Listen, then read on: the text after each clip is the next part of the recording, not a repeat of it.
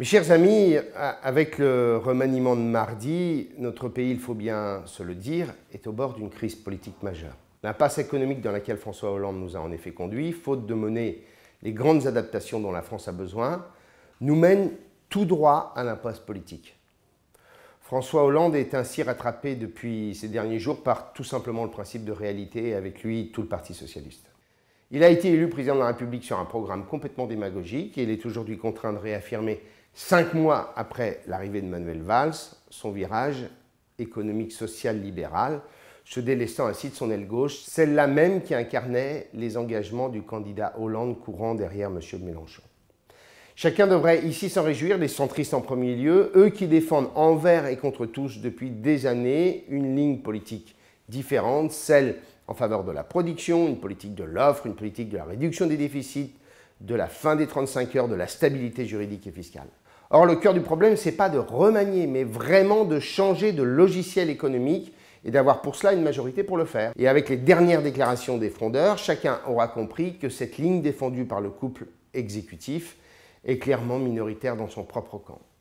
Ainsi, le gouvernement est désormais face à une équation impossible dans la mesure où il n'est pas capable de mener les réformes qu'il dit vouloir mettre en œuvre. Il n'a pas le socle politique en France pour le faire.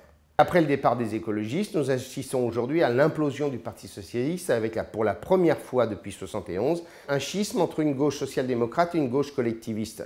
C'est probablement le début de la recomposition du paysage politique français. Nous sommes ainsi clairement placés devant une impasse politique et un risque institutionnel majeur pour laquelle je ne vois qu'une seule solution, respectueuse de notre démocratie, de nos institutions, mais aussi des Français.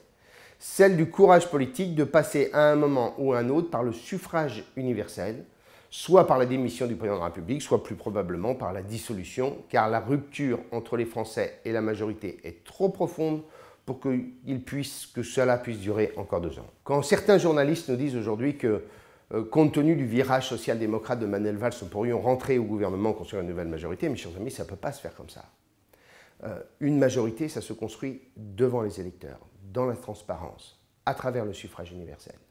Et moi, ce que je veux pour l'UDI, c'est que nous construisions la majorité la plus large possible, que nous construisions une majorité d'idées, pas un accord de partis politiques, pas un accord entre des hommes, mais que nous soyons ceux qui construisions un nouveau socle politique le plus large possible, en faisant venir à la fois les centristes de l'UMP, les déçus du socialisme, les écologistes responsables, et toute la famille centriste rassemblée.